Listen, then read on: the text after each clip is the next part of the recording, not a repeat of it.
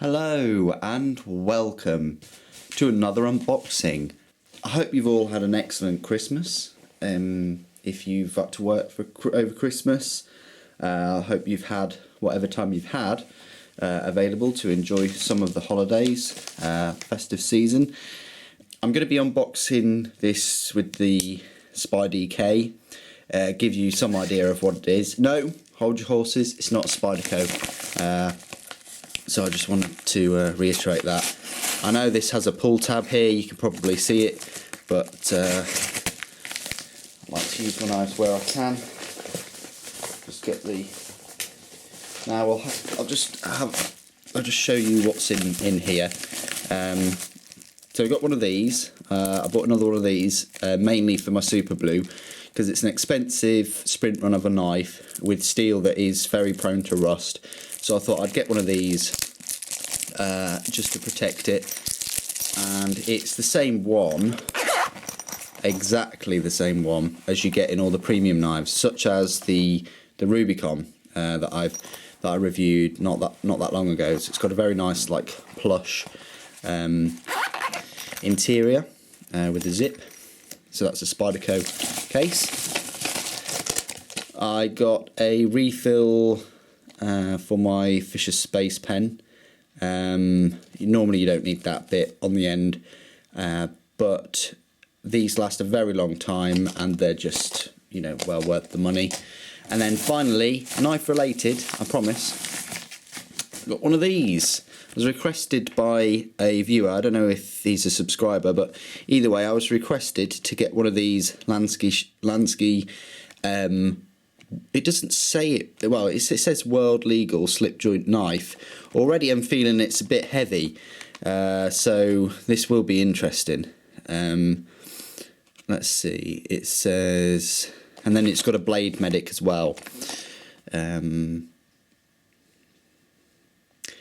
I mean, I don't know what that says about the knife. If it has to come, it doesn't have to come with a sharpener. But Lansky are more known for the sharpeners than the knives. So, well, at least here that is. So it's got a tungsten carbide ceramic sharpening rods, serrated knife sharpener, and diamond tapered rod.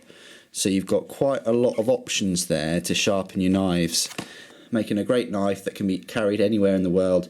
Simple but efficient, combines modern aesthetics with traditional slip joint technology, contact your local government, blah blah blah. Legal in 156 countries, ambidextrous carry, 440C.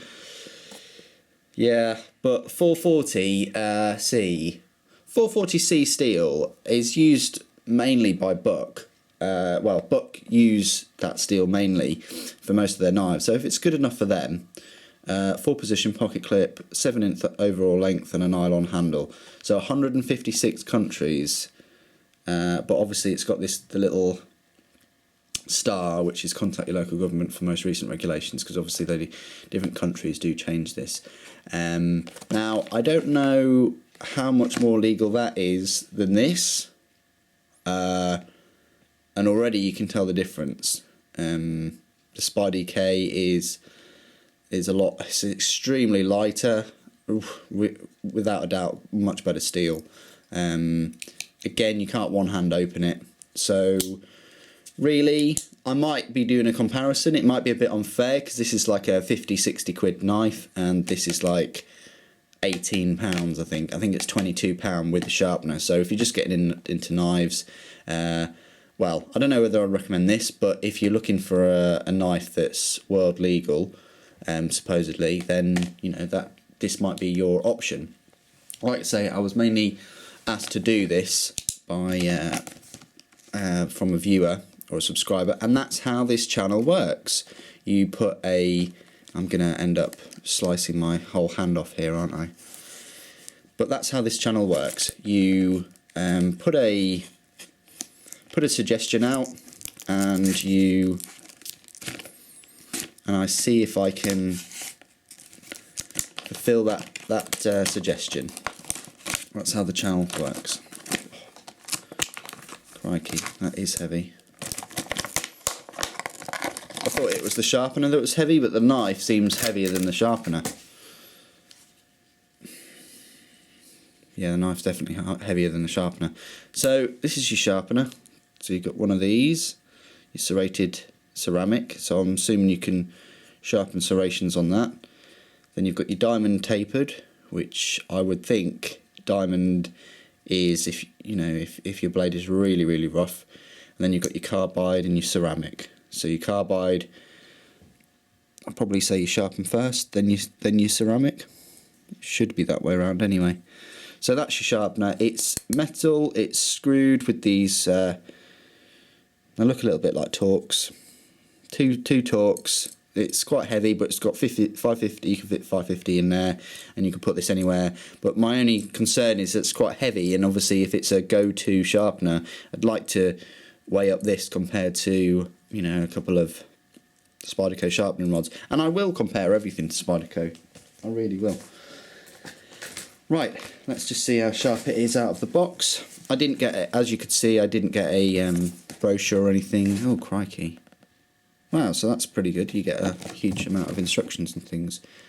But I think all of this is in a different... so let's see. It's not a total piece of crap like I thought it would be.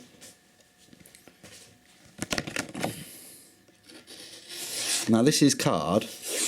Oh, that's... I mean, obviously the Spyderco is just like smooth, but that's not too bad, you know.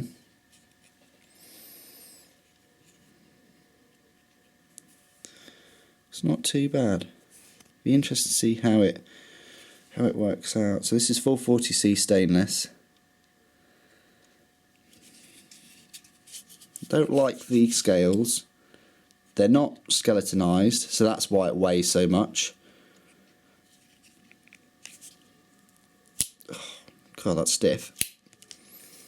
You can't open it one-handed, even if you wanted to. There's no thumb. I don't know how they can say that it's ambidextrous. It's, well, is it ambidextrous? I mean, I suppose ambidextrous.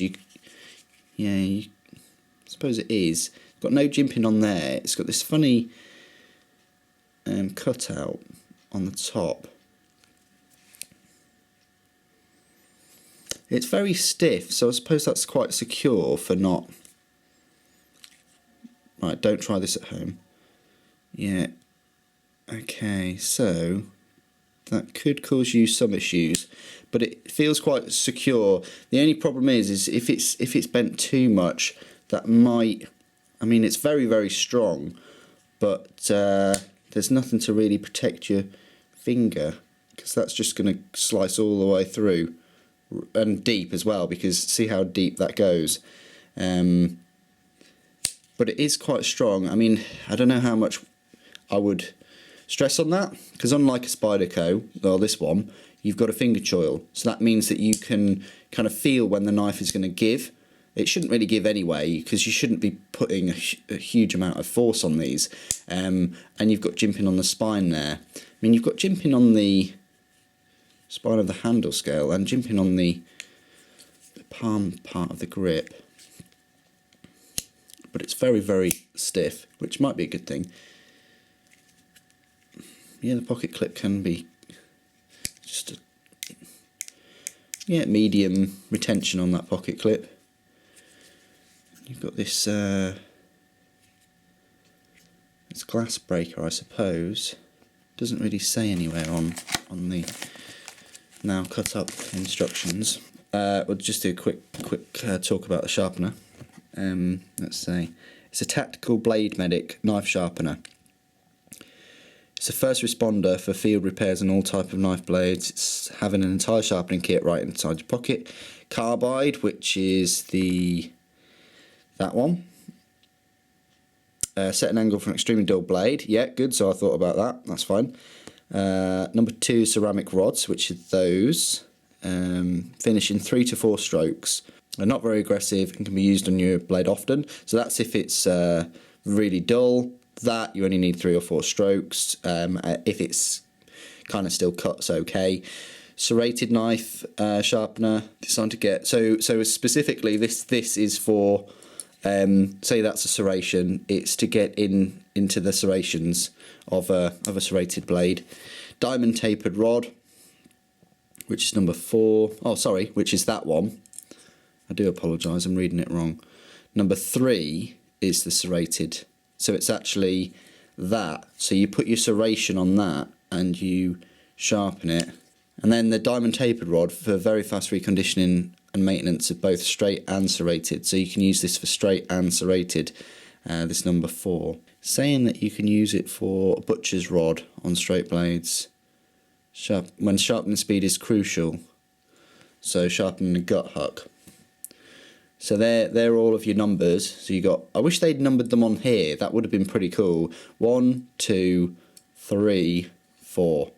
So that's your bladeMedic all in one. It's quite a small, neat package, and it, you know, will sharpen many things. Everything seems. I'm not going to test it out.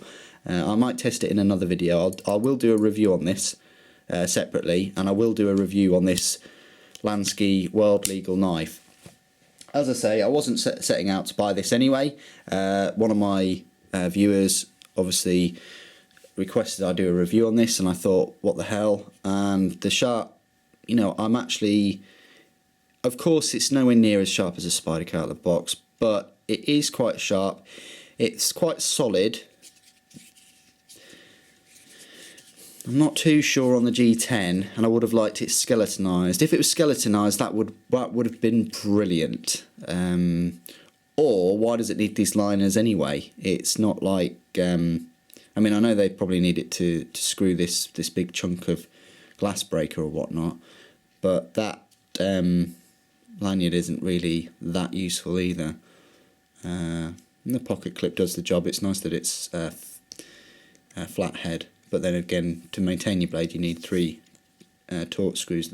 So anyway, yeah, it feels quite solid, but it is a bit heavy because it's not skeletonized.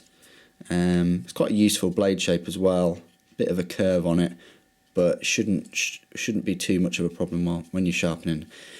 Anyway, that's kind of like my unboxing for the day. Stay tuned soon for the review of the World Legal folding knife. Thanks ever so much for watching. Don't forget to comment, rate and subscribe. Take care.